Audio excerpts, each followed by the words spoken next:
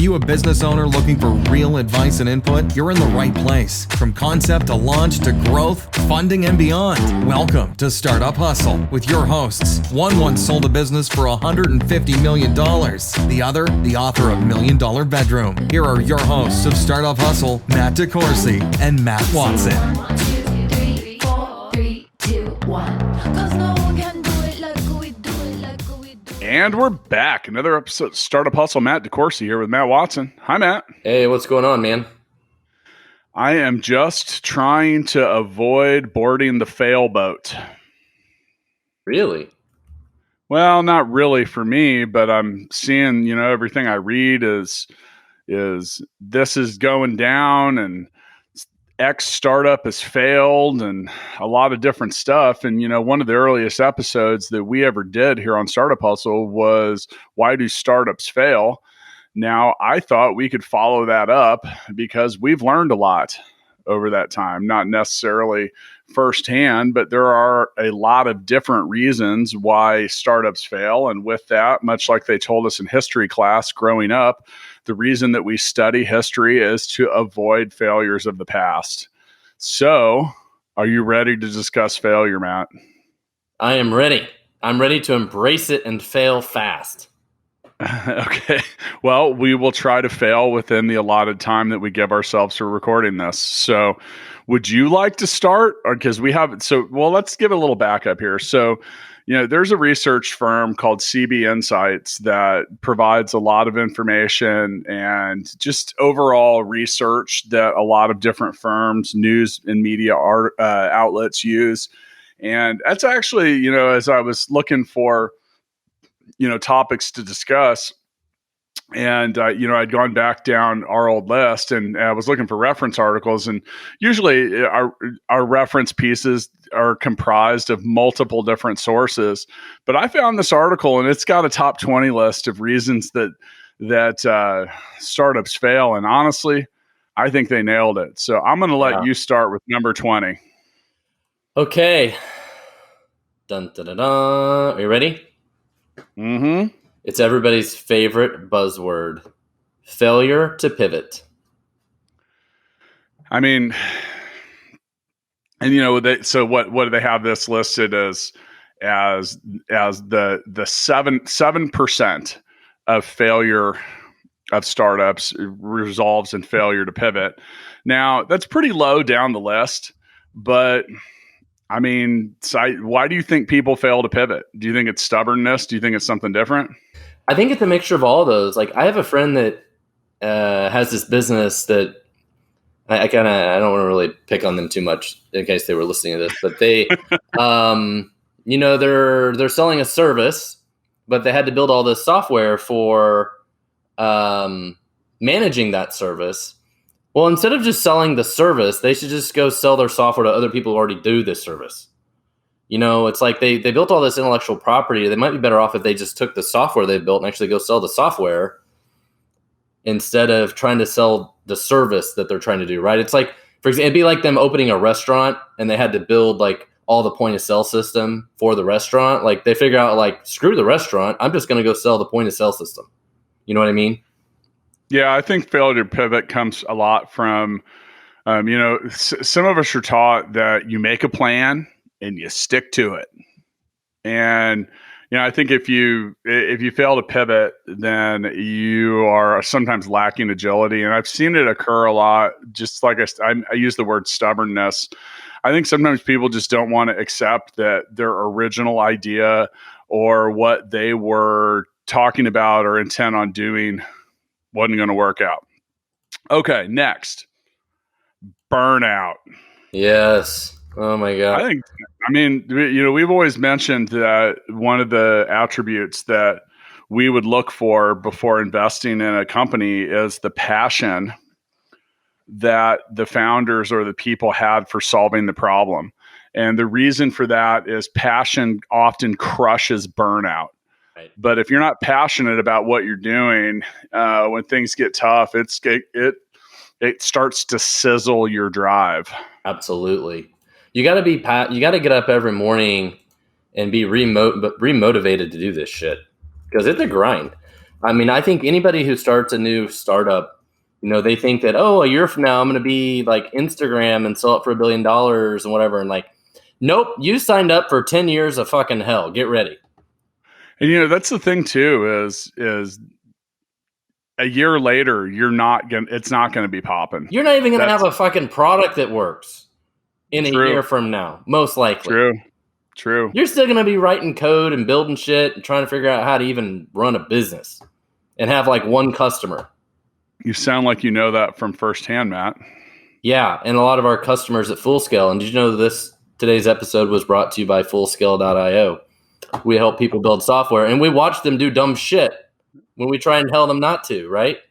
Sometimes we do. Sometimes we could say this episode of Startup Hustle is brought to you by Fullscale.io, helping your startup not fail. Yeah, I mean that's our goal, and we try and help people with things that we know and lessons and whatever. But yeah. Okay, next on the list. Dun, da, da, da. Didn't use network. So this is referring to. That's an interesting one. Well, this is referring to people not using the tools and the network at hand. Like not getting their investors involved or trying to. One of the strongest points of having smart money or good investors around you is that they can put you in front of other people that might be able to speed up your sales process. Thoughts? I think people are afraid to ask for help. Yeah, I think that's it. And then sometimes they just don't want it.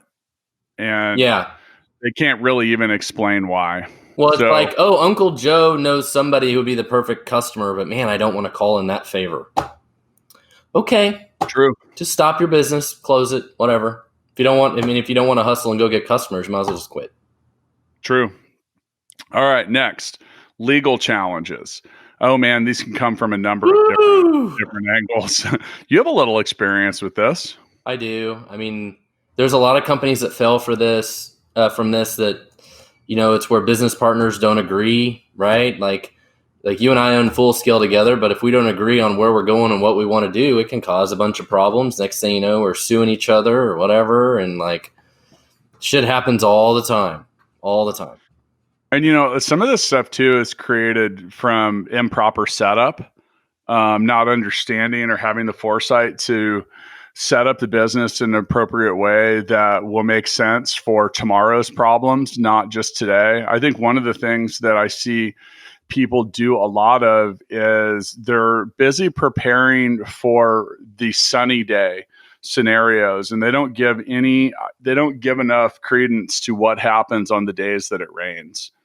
And, having grown up with an attorney for a father, that was eventually programmed into my head. I could hear my dad, Matt, a good contract, provisions for the good and the bad. Yeah. And that's another big one. Like in the early days of InSolutions, we had a partnership with another company we thought was going to resell our software.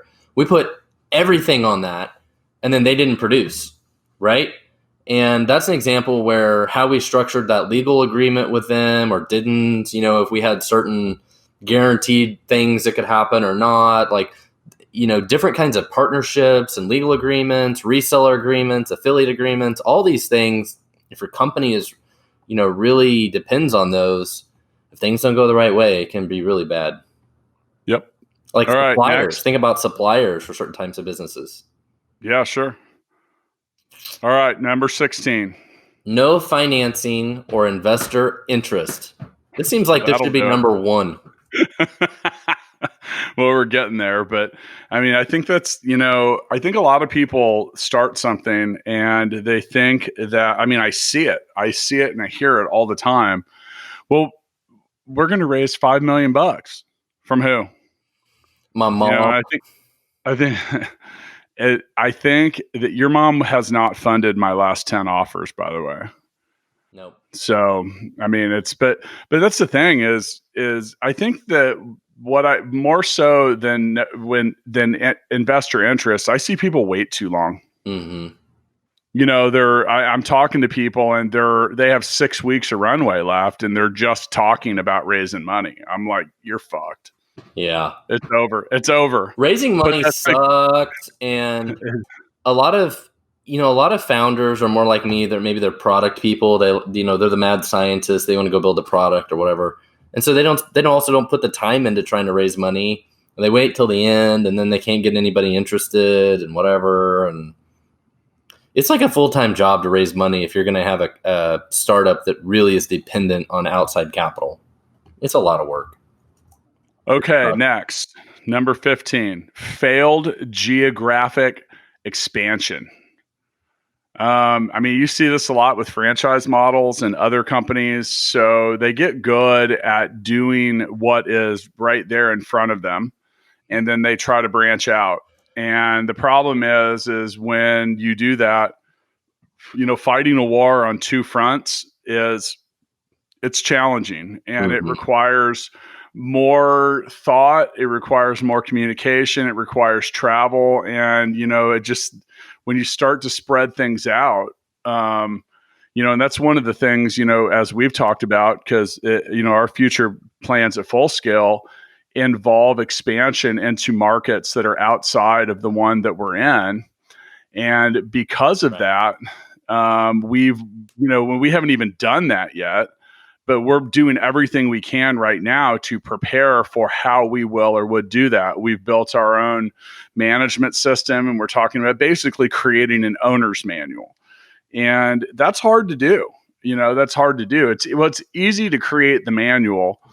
It's not easy, but it's not easy to get people to follow it. The more steps you have in processes, the harder they are to execute. And overall, doesn't surprise me that's on the list. All right, next. Well, hey, hold on. I got some good examples of this one. Lay them on me. So, for Full Scale, it's probably pretty low risk for us to go into a new geography because we're not necessarily hiring new employees in those geographies, right? But think about somebody like Bird or Uber or Lyft or whoever. They're like, oh, we're crushing it in San Francisco. We got to buy 10,000 scooters and we're going to Las Vegas or whatever the next city is. It takes a lot of capital to go buy all those scooters and do all this stuff or hire a bunch of people. And then if it doesn't work, you're in a lot of trouble. And then think about somebody like Bird or whoever that was trying to do that in 100 cities at one time. That's crazy. And we had this problem at Vin Solutions because we were doing services where we would take pictures of people's cars for them. And we ended up having a few employees in different cities, which was great. It worked okay until one of those people quit. Like the one guy we had in Denver quit. Now what do we do? Matt, you're going to Denver for the next few weeks. You're living in an apartment there until we hire somebody. Yeah, did that actually occur? Yeah, it happened. You went to Denver? Yeah. Nice. That happened. I mean, it's moving between different geographies and the people, if you have to have people on the boots on the ground there, it's hard. And then what happens if that person quits and whatever, and it's tough. I think what becomes challenging there is, you end up with 6 different cultures. Sure. I mean, you can end up with, and I've seen this because I used to manage a chain of retail stores, and I worked with 18 different locations, and some of those, I mean, they all had different personalities and cultures around them, which the more and more you get of that, the more difficult it is to maintain. All right, next, sir. Okay, number 14 on the list is lack of passion. Well, I mentioned that earlier. So yeah, that was kind of similar to the burnout issue. Well, I mean, that's the thing, and that's why I think passion is so important, because if you don't have it, you just don't get through the hard part. You don't get through the hard times. Right. It's pretty simple. I mean, I don't even think that one requires a whole lot of explanation. It's just, as startups and business, especially early stage stuff, it doesn't come with an owner's manual, and it will test and try every part about you as a human. So if you're not passionate, you ain't getting through it. Yep. All right. Am I next? Number 13. Pivots gone bad. Yeah. So a lack of a pivot, and then a pivot gone bad. Now I think I see this easily. It doesn't surprise me. This is higher up on the list, but I would say I see this more than anything else. I mean, I think a pivot is sometimes important. It's also a sign that something ain't going right. I mean, why else are you pivoting? Well, I mean, it could be. You might want to be taking advantage of an opportunity that you didn't foresee the first time. But you don't often hear, hey, this company's killing it, so they're going to pivot. Well, so an example of this is think about Twitter.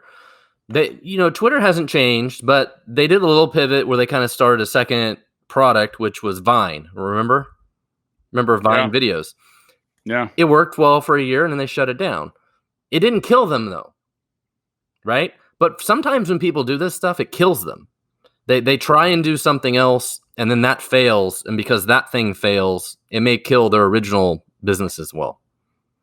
I can't even remember the name. Okay, yeah, I can. I think it was Whipster, which was a site that we used to create feedback for videos that we had created. And they, this had its standard, like $20, $40, $60 a month pricing. They did something that made our pricing go up about 300%. It was high. And I said, fuck this, man. I wasn't even getting $50 a month out of this, much less 150. So we quit. It was a couple of weeks later that we started getting emails, literally got an email from the founder that clearly went out to everybody. And it was basically saying, hey, we fucked up. Yep. We shouldn't have changed the way we were doing things, our pricing, our approach, and all of that. Would you consider coming back? And that just, that always stuck out in my head because that wasn't necessarily they made a slight pivot, but they also pivoted their pricing. And I wouldn't have minded if it was mild, but I mean it doubled our pricing. Yeah. It changed a whole lot of stuff, and they were clearly on the ropes trying to recover from that. Right. So are you next? Because I think you have some understanding on this next one. Disharmony among team and investors. Yeah, my business partner is an asshole. I don't like him. And that makes it hard. Wait. The current one or the ones from the past? Both? I knew you were going to say that. I mean, I had this problem before. I had another co-founder and had some problems and have to figure out how do we split ways, and that can be ugly. So it can be really tough. I had a couple other business partners that were shareholders, and they didn't understand even what it was the hell we did. So it's like every time we have a meeting with them, they were just completely useless, waste of time. So it can be exhausting to have partners you don't get along with, or investors that are just a waste of your time, or call you every day and want to know when they're going to get their money back, like they're the freaking mob or something. Like, it's awful. See, the situation you were referring to, though, you had 5 people and one of them had an issue, and it was almost a combination of the legal setup. Right? Yes, like, there's legal problems too. Yeah, because and that's what I see a lot of people do in the beginning. You talk about disharmony amongst team and investors. I think one of the things that I see a lot of people doing in early stages is they're throwing equity around like it's Oprah giving away free shit. Like you get 10%, you get 10%, you get 15%. Everybody gets a percent. And that whole thing is that can lead to disharmony amongst teams and investors. And when you say investors as well, like I've seen people kind of paint themselves into the corner with their cap tables to the point where you got someone that's getting 15%, and now you're trying to get someone to put $1 million into your business for 15%, and they're looking at this going, wait a minute. You want me to put $1 million in, but you got this dude over here that it has a replacement value of $5,000 a month, and he's getting 15%. Yep. You know, just different stuff. It Yep. could just be, I mean, but the problem is once that disharmony gets moving, and, you know, another thing too is like sometimes, and I think, Matt, you've alluded to this when we've talked in the past, is at some point, if you do well and people start realizing what the value of that equity is worth, it can create a completely different type of discord. Right. Yep. I mean, wasn't that an issue? And I'm sorry, I'm not trying to get you to like spill all the beans and relive the whole Vin Solutions thing, but the reason is at some point, some people are like, oh shit, I could cash out of this for $10 million. I don't think I want to do this anymore. Yeah. What's funny is when everybody starts a business in its early stage, nobody cares that much about necessarily equity and stuff like that either. It's not as much on the forefront. But then as soon as everybody figures out the company's actually worth something and they can say, oh, my percentage is worth X millions or X hundreds of thousands of dollars or whatever, then all of a sudden people get more catty about it and they want more. They didn't get enough. Somebody got this. Why didn't I get this? Blah, blah, blah. You get a bunch of drama. Okay. Am I next or are you? I think you're losing focus. And that's well, number that's 11. Interesting you say that. Yeah, I was going to say that's interesting you say that. That is number 11. I mean, this is natural.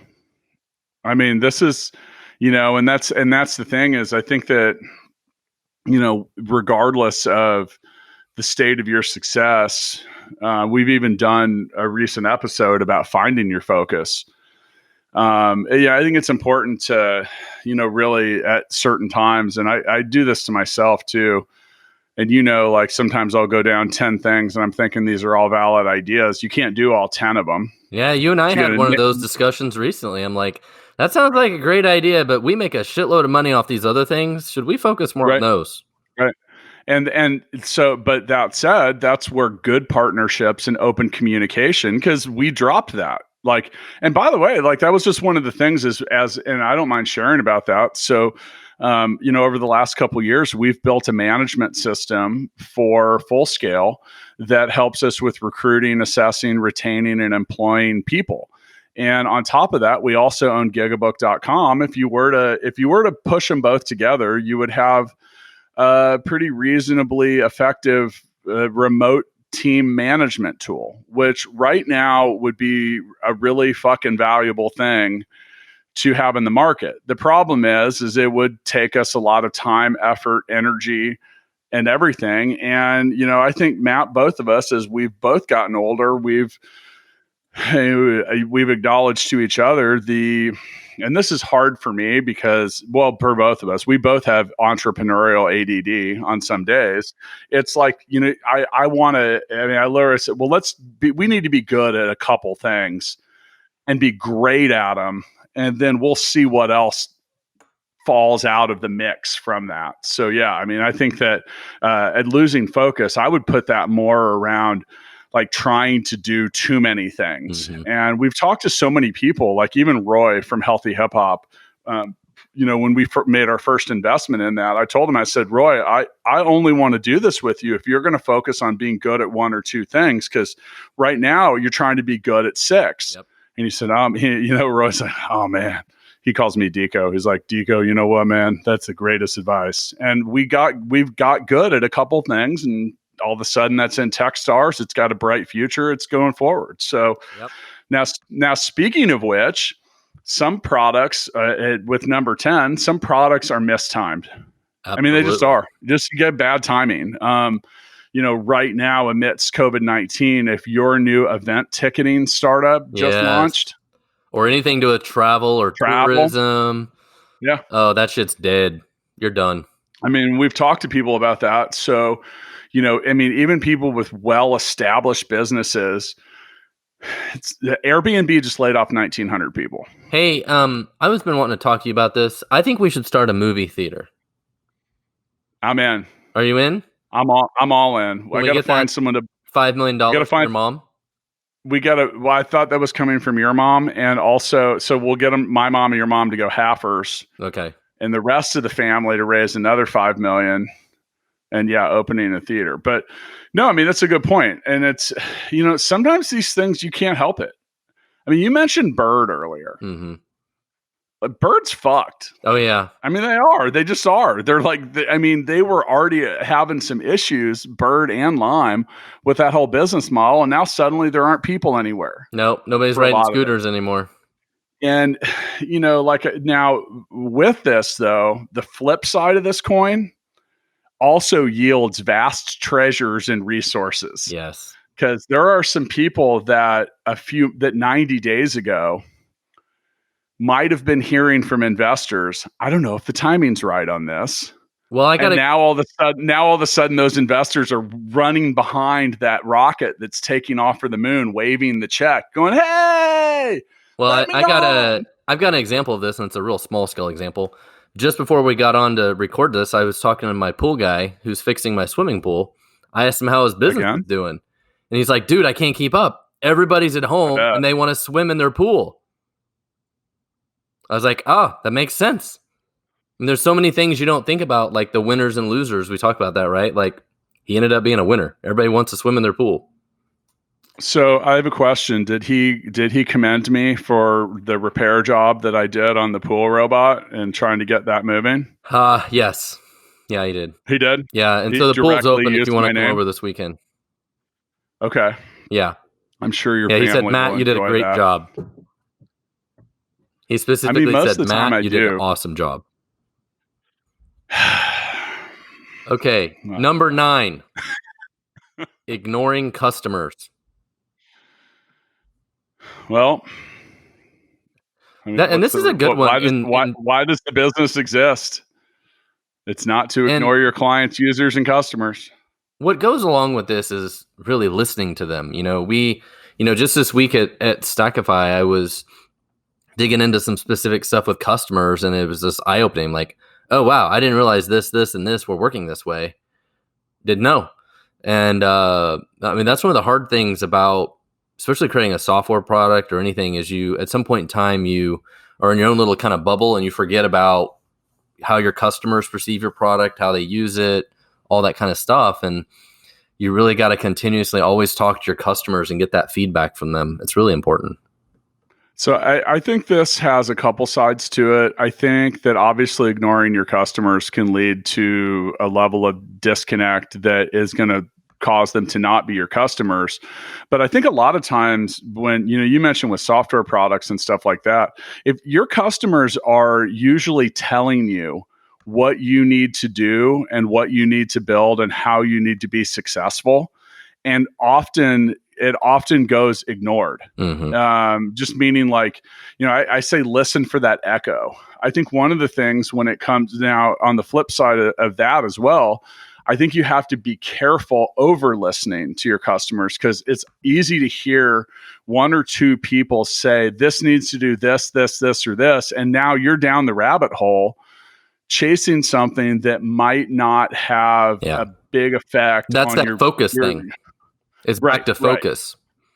Right. Yeah, and I think that what Chasing Waterfalls, is that TLC song? I love that song. I know, but you're not don't go chasing waterfalls, man.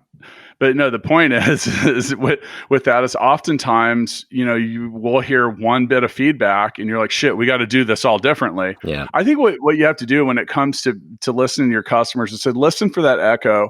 And then also think, is your course of action, is what you're doing, is it going to do something to help you get new customers, keep the ones you have, and are the changes or improvements that you're making for the greater good of the entire body of your customer base? And if those things exist, then you're probably in the right direction. Remember, features need to have advantages and benefits, or they're not super useful. Yep. All right, I'm taking this next one, man. Okay. Number 8, poor marketing. God, this is frequent. So Matt, you mentioned earlier, you often refer to yourself as a product guy. Yep, I am a product guy. And because of that, I've seen times, and I'm not picking on you here. We've offered to be open and transparent.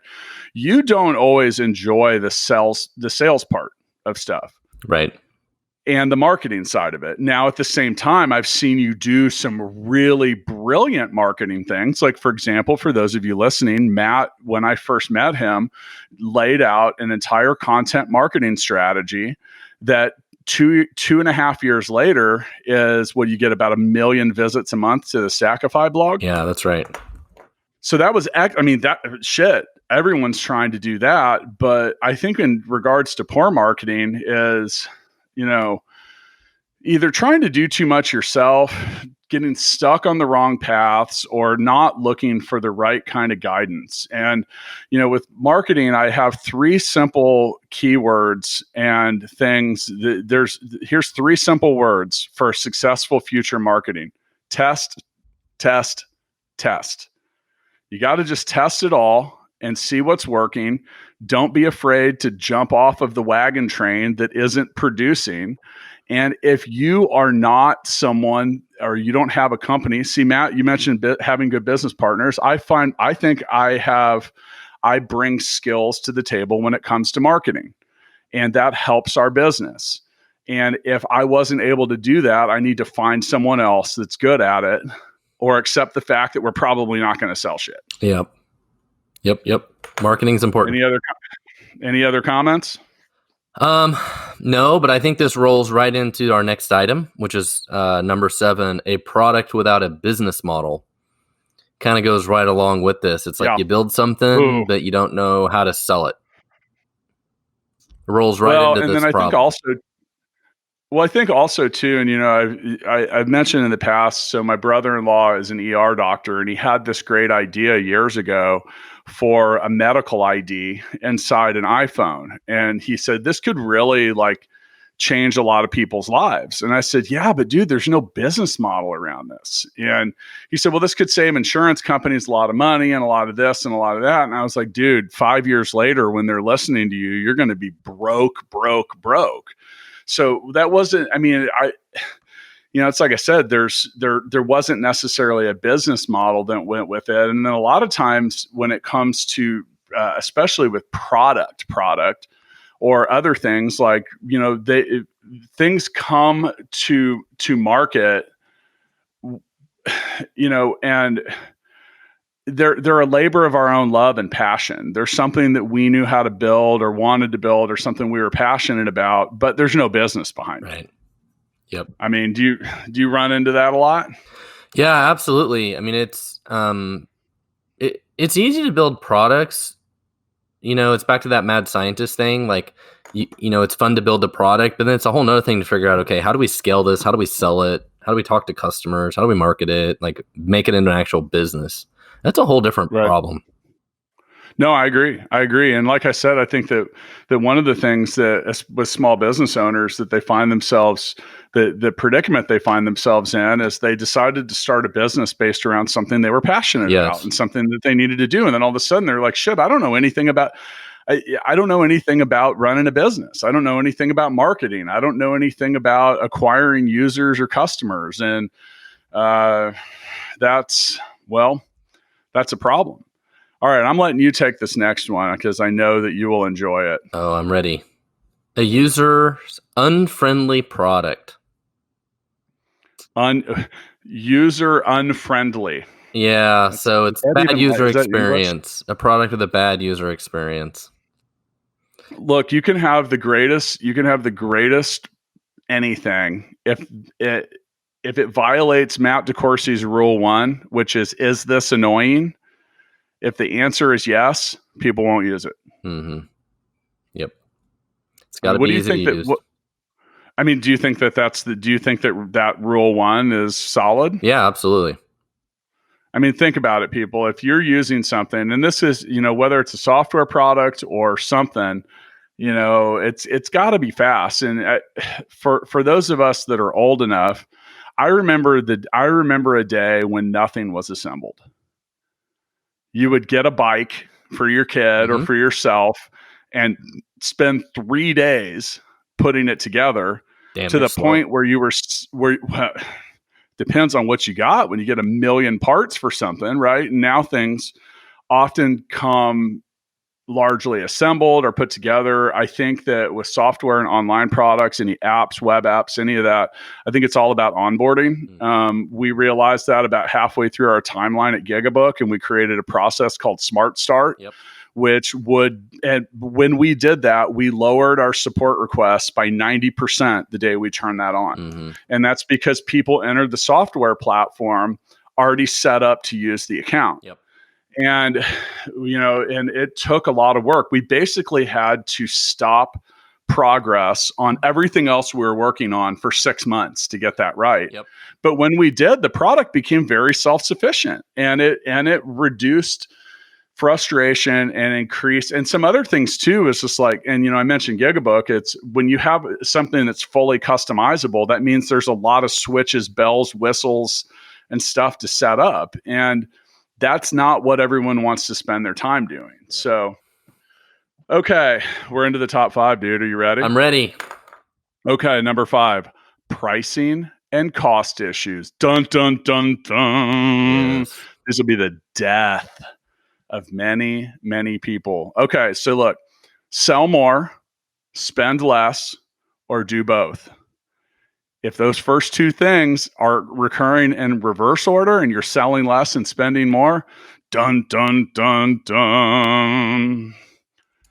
So what are your comments, Master Watson? Pricing can be really difficult. At Stackify, that's one of the challenges we have is we kind of have a platform that does a bunch of things, and trying to figure out how we charge for it is complicated because there's not, the simpler the thing, like, GigaBook is an example. It's like fairly simple. It's, $10 a month, $20 a month to use, or whatever it is. It's pretty simple. But you get into some of these more complicated products, it can be very difficult to figure out how to price them, and becomes harder for your sales team to figure out how to explain it to your customer. It just adds a lot of confusion. And you shouldn't have to explain a whole lot of it. Yeah. That's the point. Like if you have an overly complex pricing scheme, it's going to drive people away. It turns into an enterprise sale that, people don't just go to your website and click and buy, for sure. Yep. And some of these things are easily handled too. We've used GigaBook as a couple different examples. So GigaBook is, our subscription rates are charged on that platform based on the number of things or people that you're taking bookings for. Yeah. But people found that confusing, and sometimes would look at the pricing and they would say $10 per user, and they thought it would mean $10 per customer. Oh yeah. Like every client, like if they had 10 clients, it was going to be $100 a month, and they're like, shit, no, this is way too expensive. So we made a remarkably simple and straightforward 1-minute explainer video, and we put a calculator right there on the homepage. Yeah. And we realized through listening to our customers, listening for the echoes, and trying to figure out the who, what, where, when, and why, we answered those questions like right away. Now, I mentioned earlier that Smart Start cut down our support inquiries by 90%. The remaining 10% were around pricing. Mm-hmm. And you could just see it because we have a live chat, and people would get on there and they'd say, I don't understand the pricing. You hear that a couple times a day. The 2 people that are taking the time to bring that up represent 20 people that said, fuck this, and left. Absolutely. I mean, fair. Yeah. There's some kind of rule of thumb of that. It's like for every, 10 people, one will respond.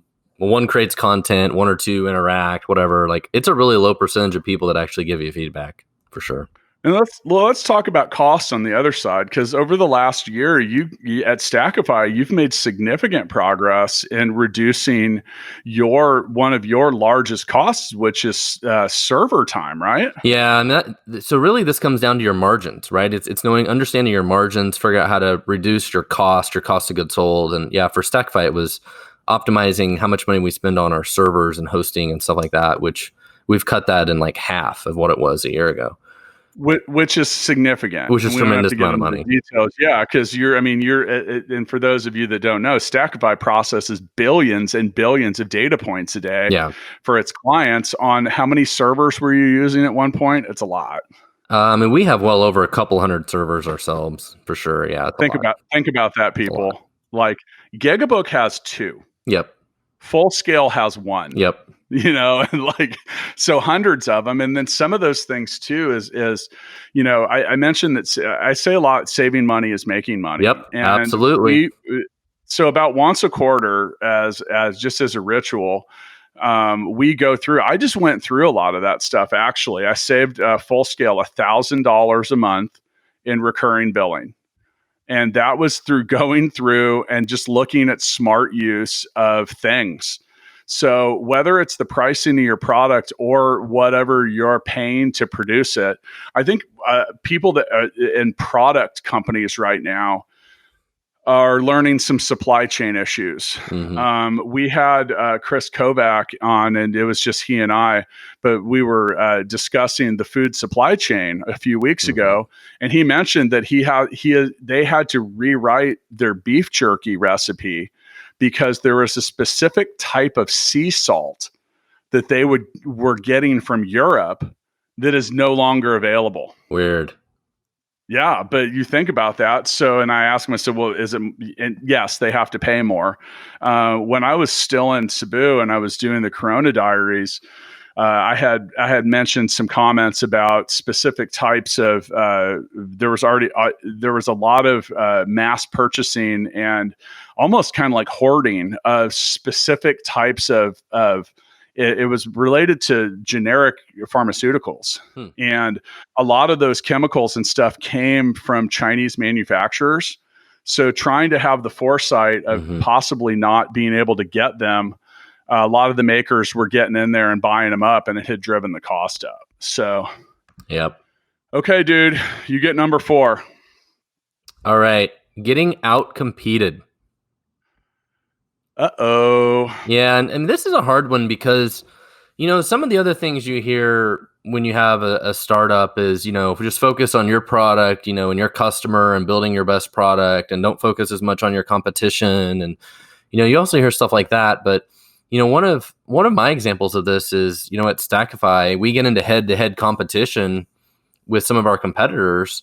And this gets into like a bigger enterprise sale.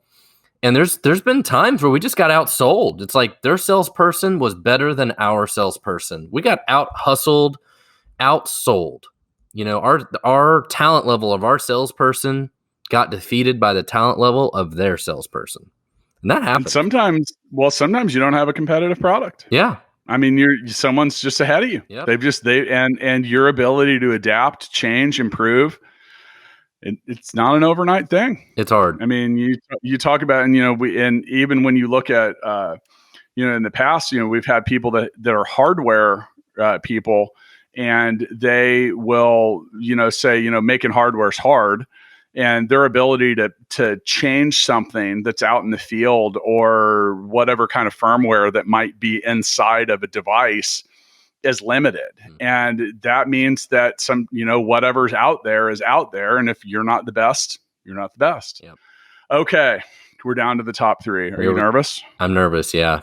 Are you? I'm nervous. Are you? You look nervous. You look nervous.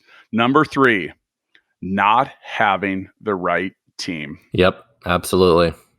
Doesn't surprise me. No. Does it surprise you to be in the top 3? Not at all. No. And and this doesn't have to mean like the founders. I mean, it could just be like, I needed to hire somebody to manage X, and I just didn't hire them, or I hired the wrong person. Like, at Full Scale, we've hired a couple salespeople in the past that didn't work out. If Full Scale failed, we could sit back and be like, you know what? Because we hired so-and-so in 2018, we got screwed because they sucked. Yeah, and then that's what happened. I was talking to our COO about this last night, just because we, our new sales director has been doing an excellent job and has been making lots of sales and has us, really going in a forward motion. And our COO, he said, "Oh, it kind of makes me sick thinking about what we might have missed in the past." Yeah. And I said, "Well, man." So we're not going to look in the rearview mirror, man. Can't go back, can't do anything about that. Let's just, I always say you got to look for a crack. And when you find it, you try to shove an elephant through it. And that's what I mean about the right team is it's not necessarily just the owners or the founders or the executives or all that. I mean, it can be all the way down. And, at Stackify, we have this issue now. We've got a couple people we really need to hire, but, we don't, from a budget perspective, we just can't justify hiring them. But a lot of things would run a lot smoother if we could hire these couple people, and we hired the right people. It it's, you know, it affects the whole business at every layer of just having the right people, having the right team. Well, when you're early stage too, and we've talked about this in the past. So if there's only 5 people in your company and one of them's not the right person, that means 20% of your company's misaligned. Yep. And, you know, today's episode of Startup Hustles, sponsored by Fullscale.io, we are literally in the business of helping you find the right team quickly and affordably. Mm-hmm. Like literally have a couple hundred employees, because and that really is the problem we're solving. People, you know, when you talk about going to hire software developers or tech talent or anything like that, it's difficult to find. Well, if you're not in the business of doing that, and you don't have a lot of experience, it is difficult to know what to look for and what not to look for. And, you know, like I mentioned, I mean, we've built a whole business around helping people find the right team. Yep. And also putting in protective practices that help you pivot out of a decision quickly if you thought you had the right person and maybe that wasn't the right person. Yeah. So, you know, and that leads to, I'm going to throw it up near the rim for you for number 2. What's number 2? Ran out of cash. That can happen a lot. That can happen quickly when you're hiring the wrong people. It can. And anytime you're raising money, you kind of create this game of chicken where like, we raised the Series A, we got $5 million. We hired all these people. Our burn rate is $200,000 a month. We've got to grow to this certain stage because, you know, we're going to run out of cash in 18 months. And so either we're going to run out of cash and we're going to raise more money, or we're going to run out of cash and have to fire everybody or be out of business like that. And that's the danger that nobody realizes when you get into that mode of raising capital, is usually it kind of never ends. It is really difficult. Right. So a lot of companies that raise cash end up running out of cash. I think running out of cash, I think the root cause of that in many startups is not understanding that initial path to revenue. Mm-hmm. That is, if you spend enough time with me, especially if we were talking about your new business, you're going to hear me say that really fast. What's the path to revenue here? Yep. And I see, 70% of business plans, pitches, and stuff that I've looked at is grossly underestimating the company's ability to get a product to market, and also grossly overestimating its ability to earn and gain and build revenue in the beginning. I'll throw myself under the bus here. We started building GigaBook, and we thought that 6 months into that, we would be earning revenue. Yep. 2 years later, and $250,000 later, we collected $1. Like, yep. It was actually $8. But, you know, the point is like, I mean, think about that. Now, that was built, you know, kind of riding the coattails of another successful business that I had. So we, you know, kept funding it along the way. But if that had occurred from an initial investment, then we were that far off, well, dun. Yep. Okay. It's easy to run out of cash, man. Are you ready, Matt? It's time for number 1. Ready. And the award for the number 1 reason for why startups fail: no market need. So you're saying our movie theater idea is a bad idea? I don't think I mean, I don't know if that's the best example. No, it's probably not. I mean, that's a timing issue. Yeah, that's a timing issue. And there is a market need for that. And maybe on some levels coming up soon, there might even be more of a market need for that than ever. Yeah. Just because, you know, I think, like you mentioned, it's timing. But I mean, we've spent a lot of time in the past talking about the, you know, like riches and niches, but sometimes those niches aren't that deep. Well, and people build stuff and then they just can't figure out how to sell it, who the buyer is. They built it because they thought they understood the problem, you know, like they were all passionate about it, but then nobody else gets it. Nobody else understands the need for it. So, and like, And- you know, and actually we were talking about Full Scale earlier. We talked about, you know, we have this internal management system we have built. And we're like, hey, could we take that as a software product and sell it to other people? But one of the things you and I have discussed is like, well, who is the market? Right. Who would Right. buy this? And then it's like, okay, we're going to raise $5 million. We're going to build this thing. We're going to do all this stuff. And then eventually we figure out, like, we never could figure out who we were selling this to. Well, and in that same vein, we were discussing whether what we had built was best used as a commercially viable offering, or if it was best suited to serve our own internal needs. Yeah. Which was the decision that was made. And you know, you look at this. So as we go down the road, we'll still end up with that quote product. Yeah, internally for sure. But well, the byproduct of the whole process is a more complete usable platform. We can still re-examine the commercial viability later, but focus on what we need right now. And like, really, like, as I made that decision and came down to it, I was like, we're in the middle of a pandemic right now. We lost some revenue. Let's get that back. Yeah. Before we get messing with anything else, start messing with anything else. So, you know, another thing with market need is I just think that you know, founders often overestimate the market's desire to pay for anything. And I hear people say, they're like, well, you know, we've got this and we do this. If we could just capture 10% of market share, we'd have $100 million in revenue. Yeah. People don't, you know, you're in a world where shit is largely free online, at least on some level. You're in the age of freemium. And it's difficult to get people to pay for it. Like Stackify has a free product that has tens of thousands of users, but and on some level, isn't it difficult to get some of them to start paying even a small amount? Absolutely. Yep, for sure.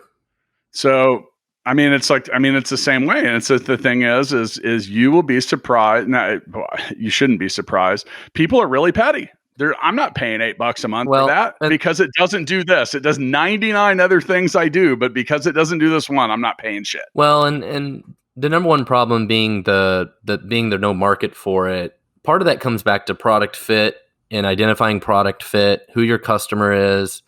And you talk about Stackify. We have a free product called Prefix, and we're actually relaunching it. We're building a whole new version, and we're spending a lot of time right now talking about who is the target user.